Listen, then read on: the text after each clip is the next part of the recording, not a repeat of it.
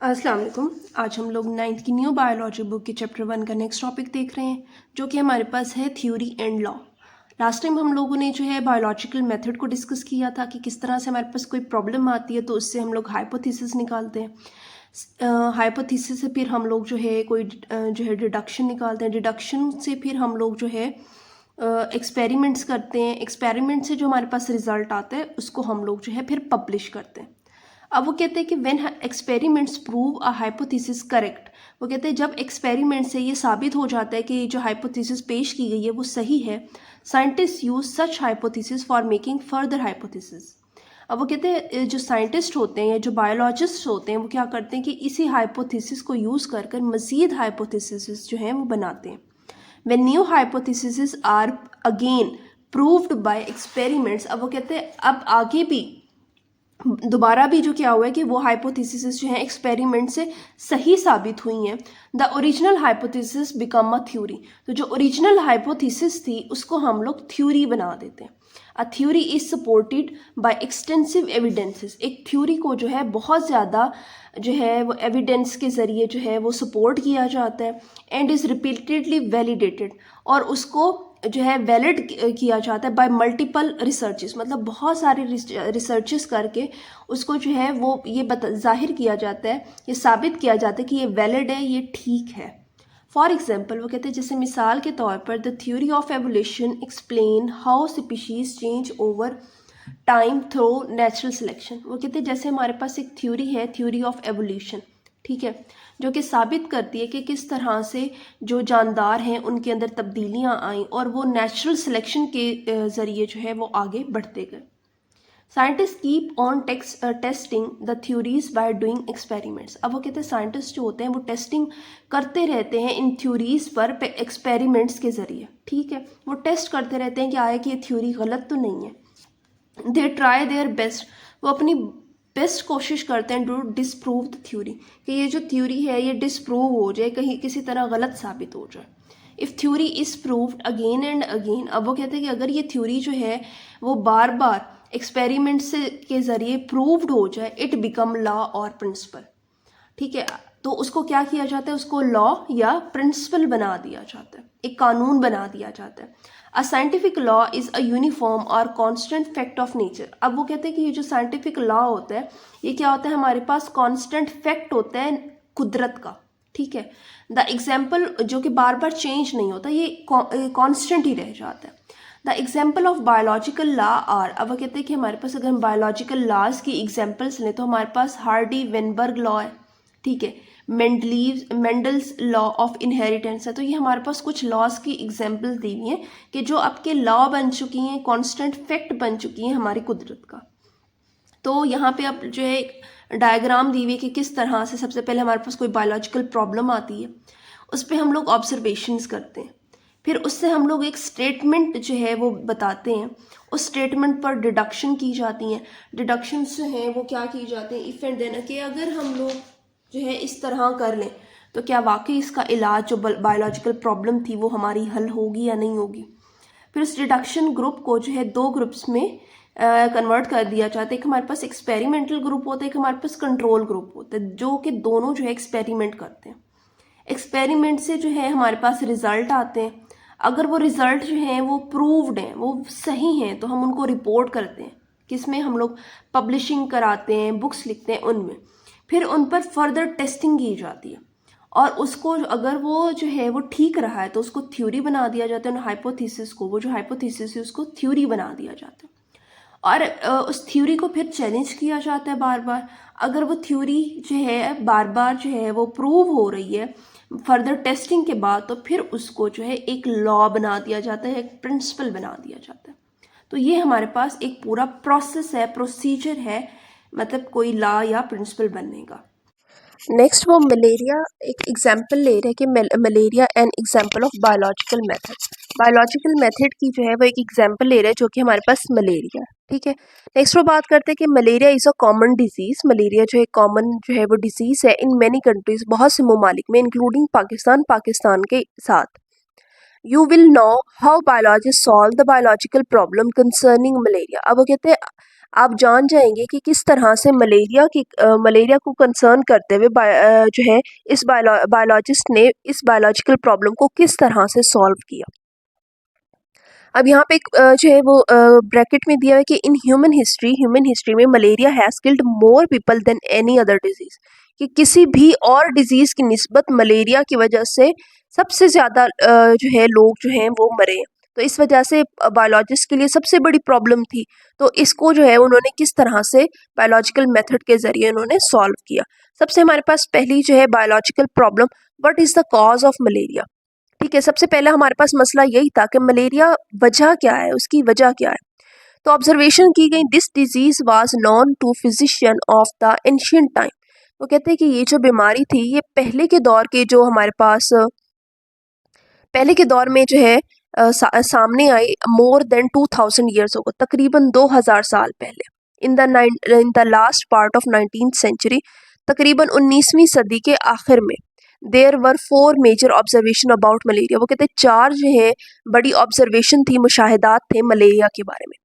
Malaria and marshy area have some relation, कि malaria और marshy area कहते हैं जहाँ पे मतलब नमी ज़्यादा हो, या फिर यूँ समझें कि वहाँ पे पानी, गंदा पानी जो है वहाँ पर ज़्यादा हो, जमा हुआ हो, तो वहाँ पर जो है ऐसे इलाकों में का मलेरिया से ज़्यादा वो जो था रिलेशन था। उसके बाद है quinine is an effective drug for treating malaria. Quinine जो थी वो इफ़ेक्टिव ड्रग थी मलेरिया को ट्रीट करने में। Drinking the water of marshy area does not cause malaria. अब वो कहते हैं कि ठीक है, मार्शी एरिया और मलेरिया का जो है वो रिलेशन था, लेकिन मार्शी एरिया के पानी पीने से मलेरिया नहीं हो रहा, ये चीज़ भी ऑब्जर्व की गई थी। नेक्स्ट हमारे पास फोर्थ जो इसकी ऑब्जर्वेशन है कि Plasmodium was seen in the blood of malarial patients, कि जो मलेरियल पेशेंट्स थे जिनको मलेरिया हुआ था उनके ब्लड में जो है प्लाज्मोडियम देखा गया था।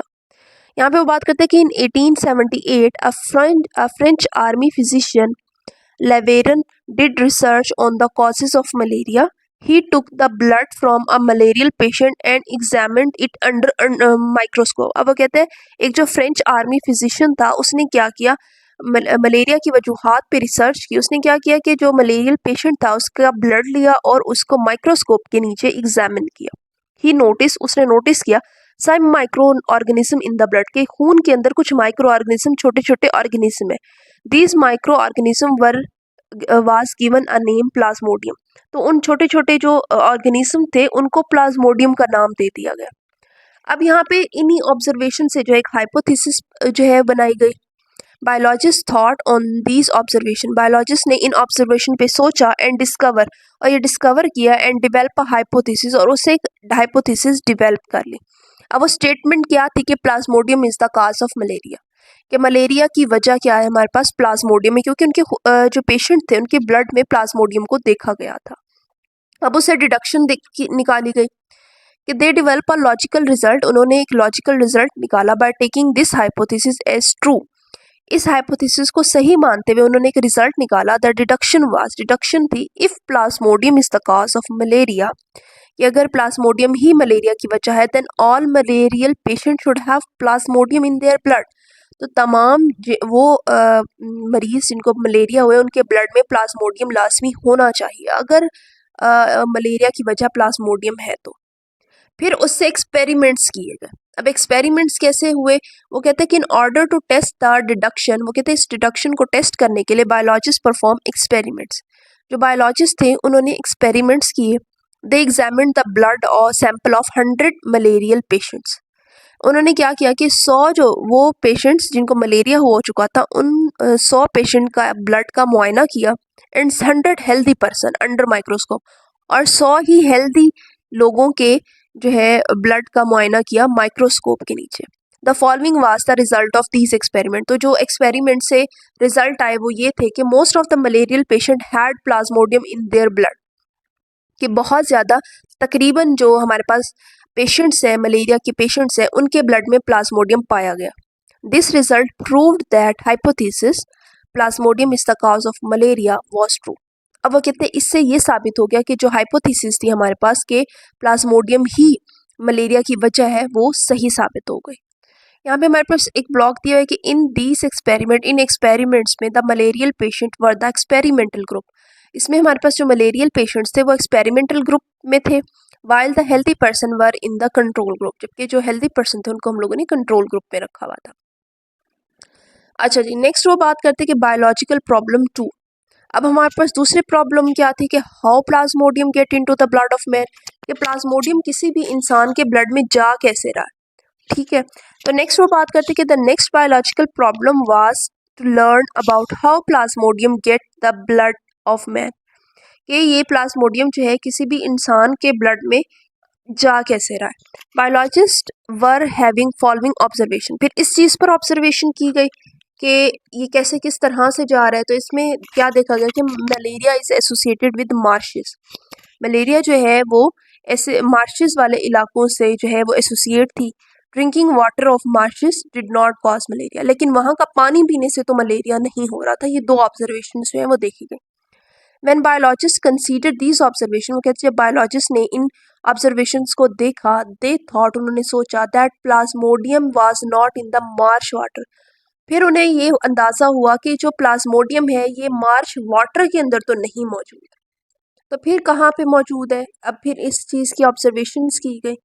इन 1883 वो कहते हैं 1883 में a physician AFA King listed 20 observation, उसने 20 ऑब्जर्वेशन जो वो लिस्ट की, मतलब लिखी। Some important observation of King's were, तो उनमें से कुछ जो इम्पॉर्टेंट है वो ये है कि people who slept outdoor had more chances to get malaria than those who slept indoor. अब उसने कहा कि जो लोग जो है बाहर सोते हैं, मतलब घर के बाहर यूँ समझ लें कि सहन वगैरह में सोते हैं, खुली हवा में सोते हैं, उनको जो है मलेरिया के चांसेस ज़्यादा थे बनिस्बत उनके जो अंदर कमरों में सोते हैं। People who slept under fine mosquito net had less chance for getting malaria, ऐसे लोग जो है मच्छरदानियों में सोते हैं उनको जो है वो कम चांसेस है मलेरिया के। Than those who did not use net such nets, बनिस्बत उन लोगों के जो ऐसी नेट्स नहीं यूज़ करते। Individual who slept near a smoky fire, वो लोग जो स्मोकी फायर के नज़दीक सोते हैं, मतलब धुएं के पास सोते हैं, usually did not gate malaria, उनको मलेरिया नहीं होता। मतलब 3-6 मेन जो है वो बता दी गई कि वो लोग जो बाहर सोते हैं, अंदर नहीं सोते, उनको ज़्यादा चांसेस हैं। जो लोग नेट यूज़ नहीं करते, मॉस्किटो नेट नहीं यूज़ करते, उनको ज़्यादा चांसेस है। और जो लोग जो है स्मोकी एरिया के पास नहीं सोते या ऐसे ही सोते हैं, उनको ज़्यादा चांसेस हैं। इट मीन्स कि स्मोकी एरिया जो है उनको बचा रहा था, मॉस्किटो नेट उनको बचा रही थी, और इनडोर्स उनको बचा रही थी जो है मलेरिया से। तो ये 3 मेन रीजंस हो गए। नेक्स्ट इससे जो है हाइपोथेसिस बनाई गई। On the basis of these observation, वो कहते हैं इन ऑब्जर्वेशन की बेसिस पे King suggested a hypothesis, King ने एक हाइपोथेसिस सजेस्ट की। Mosquitoes transmit plasmodium and so are involve in the spread of malaria, ये जो मच्छर हैं ये क्या करते हैं, प्लाज्मोडियम को ट्रांसमिट करते हैं एक बॉडी से दूसरी बॉडी में, इस वजह से मलेरिया के फैलाव में इन्हीं का किरदार है, मच्छरों का किरदार है। फिर इससे डिडक्शन निकाली गई। Following deduction was made from this hypothesis, if mosquito are involve, वो कहते हैं कि अगर मच्छर इन्वॉल्व है in the spread of malaria, malaria के फैलाव में, then plasmodium should be present in mosquito, तो प्लाज्मोडियम मच्छर के अंदर भी मौजूद होना चाहिए। तो फिर इस डिडक्शन की बेस पर हम लोगों ने एक्सपेरिमेंट्स किए। In order to test the above deduction, वो कहते हैं ऊपर दी गई डिडक्शन को टेस्ट करने के लिए Ronald Ross performed important experiment in 1880s। Ronald Ross ने जो है एक अहम एक्सपेरिमेंट्स किए 1880 की दिहाई में। He was a British army physician, जो कि एक ब्रिटिश आर्मी फिजिशियन था। वो वॉज वर्किंग इन इंडिया, जो कि इंडिया में वर्क कर रहा था, काम कर रहा था उस टाइम पे। He allowed a female Anopheles mosquito to bite a malarial patient. अच्छा, एनोफिल्स मॉस्किटोज क्या होती हैं, ये हमारे पास फीमेल मॉस्किटोज होती हैं जिनको जो है अपनी एग प्रोडक्शन के लिए ब्लड चाहिए। तो ये क्या करती हैं कि ह्यूमंस को बाइट करती हैं, उनमें से ब्लड सक करती हैं फॉर इट्स एग प्रोडक्शन। तो ऐसी मॉस्किटोज को हम एनोफिल्स मॉस्किटो कहते हैं। ये हमारे पास क्या होती हैं, फीमेल मॉस्किटोज होती हैं। To bite a malarial patient, अब उन्होंने क्या किया कि उसने अलाउ किया कि ये जो फीमेल मॉस्किटो है ये मलेरियल पेशेंट को बाइट करे। ही किल्ड दिस मॉस्किटो, फिर उसने उस मॉस्किटो को मार दिया। एंड फाउंड, और ये देखा Plasmodium multiplying in its stomach, कि जो उसका स्टमक है उसके अंदर प्लाज्मोडियम जो है वो मल्टीप्लाई हो रहा है, मल्टीप्लाई होके मतलब ज़्यादा हो रहा है। As the next experiment he thought to allow an infected mosquito having plasmodium to bite a healthy person. अच्छा, नेक्स्ट उसने फिर क्या किया, अब उसने ये देखा कि मलेरिया जो है वो एक इंसान के ब्लड से, मतलब ह्यूमन ब्लड से, अब वो मच्छर के अंदर तो आ गया। अब क्या मच्छर उसको दोबारा किसी हेल्दी पर्सन में ट्रांसमिट कर सकता है या नहीं, इस पर उसने एक्सपेरिमेंट किया। और उसने क्या किया कि जो इन्फेक्टेड मॉस्किटो थी जिसके अंदर ऑलरेडी प्लाज्मोडियम मौजूद है, उससे उसने हेल्दी पर्सन को बाइट करवाया। If the hypothesis was true, अगर वो जो हाइपोथेसिस थी वो ठीक थी, the healthy person would have got malaria, तो हेल्थी पर्सन को मलेरिया हो जाना चाहिए। But he did not use human beings, लेकिन उसने इस काम के लिए इंसानों को इस्तेमाल नहीं किया for such are risky experiment, इस रिस्की एक्सपेरिमेंट के लिए। तो उसने क्या किया कि Ross performed his experiment again, Ross ने अपने जो है एक्सपेरिमेंट्स दोबारा किए, बट यूज्ड स्पैरोज, लेकिन इंसानों की जगह पे, इंस्टेड ऑफ मैन, इंसान की जगह पे, आदमी की जगह पे उसने स्पैरोज का इस्तेमाल किया। ही अलाउड फीमेल क्लक्स मॉस्किटोज, उसने क्या किया कि फीमेल जो क्लक्स मॉस्किटोज थी, ये वो मॉस्किटोज होती हैं जो नॉर्मली रात को जो है एक्टिव होती हैं, टू बाइट अ स्पैरो, उसने क्या किया कि उस स्पैरो से उसको बाइट करवाया, सफरिंग फ्रॉम मलेरिया, जो कि ऑलरेडी मलेरिया से सफ़र कर रही थी।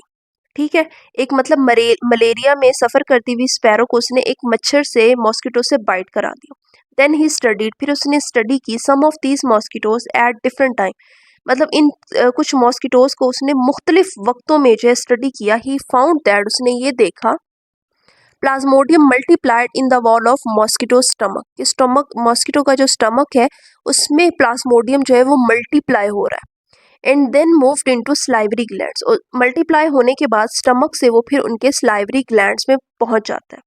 ही allowed some infected mosquitoes to bite healthy sparrows, फिर अब पहले वो मतलब जो है इन्फेक्टेड स्पैरो से मॉस्किटो में गया, मॉस्किटो में वो मल्टीप्लाई हुआ, उसके स्लाइवरी ग्लैंड में आया, फिर उसने हेल्दी स्पैरो को जो है वो इन्फेक्ट किया, बाइट किया। Ross found that these healthy sparrows got malaria, Ross ने ये देखा कि वो जो हेल्दी स्पैरोज थी उनको मलेरिया हो गया।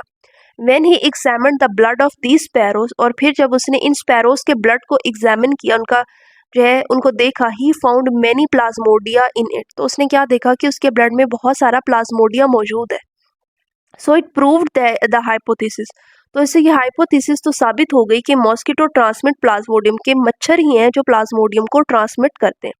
सो mosquitoes are involve in the spread of malaria, तो इस वजह से जो मच्छर हैं वही प्लाज्मोडियम मलेरिया के फैलाव में सबसे बड़ा इन्वॉल्वमेंट है उनकी। नेक्स्ट फिर क्या किया गया, एक्सपेरिमेंट ऑन ह्यूमन बीइंग, पहले तो स्पैरोज पे ये एक्सपेरिमेंट्स किए गए, उसके बाद फिर जो है ह्यूमन बीइंग्स पर इनको किया गया। इन द एंड, वो कहते हैं आखिर में, experiments were performed on human being to test this hypothesis, इस हाइपोथेसिस को टेस्ट करने के लिए फिर आखिर में जो तजर्बात थे ये इंसानों पर किए गए। In 1898 Italian biologist allowed an Anopheles mosquito, अब वही जो है मतलब फीमेल मॉस्किटो को उसने अलाउ किया to bite a malarial patient, के वो मलेरियल जो पेशेंट है ऑलरेडी जिसको मलेरिया हुआ है वो उसको बाइट करे। The infected mosquito was then allowed, फिर उस जो इन्फेक्टेड मॉस्किटो थी उसको अलाउ किया गया कि वो हेल्दी पर्सन को बाइट करे। द पर्सन लेटर बिकम इल, वो जो दूसरा इंसान था जो हेल्दी था पहले, वो फिर बाद में इल हो गया विद मलेरिया से। इन दिस वे, इस तरीके से, इट वाज कन्फर्म्ड, ये बात जो है कन्फर्म की गई, दैट मॉस्किटो ट्रांसमिट प्लाज्मोडियम, के मच्छर ही हैं जो प्लाज्मोडियम को ट्रांसमिट करते हैं एक जगह से दूसरी जगह, and so are involve in the spread of malaria, तो इस वजह से उनके मलेरिया के फैलाव में इन्हीं का सबसे बड़ा हाथ है। अब सबसे पहले क्या होता है कि एक जो होता है आदमी जो होता है वो ऑलरेडी मलेरिया में की वजह से बीमार है, उसको एक मच्छर काटता है, ठीक है, फीमेल जो मच्छर होती है वो काटती है, फिर वो क्या करती है, हेल्दी पर्सन में चली जाती है, हेल्दी पर्सन को जब जाके वो बाइट करती है, तो क्योंकि उसके सलाइवा में ऑलरेडी मौजूद है प्लाज्मोडियम, तो वो प्लाज्मोडियम वो हेल्दी पर्सन में ट्रांसमिट कर देती है, फिर वही जो हेल्दी पर्सन है उसको मलेरिया हो जाता है। तो इस तरह से मलेरिया जो है वो बहुत ज़्यादा फैल जाता है। तो इस तरह से हमारा जो ये चैप्टर है इस एक्सपेरिमेंट के साथ एंड हो जाता है। इंशाल्लाह नेक्स्ट जो लेक्चर है उसमें हम लोग इसकी जो हमारे पास एक्सरसाइज उसको डिटेल से स्टडी करेंगे। अगर आपको मेरी वीडियोस जो हैं वो पसंद आए तो प्लीज़ इसको लाइक करें और मेरे चैनल को सब्सक्राइब करें। Thanks for watching my videos.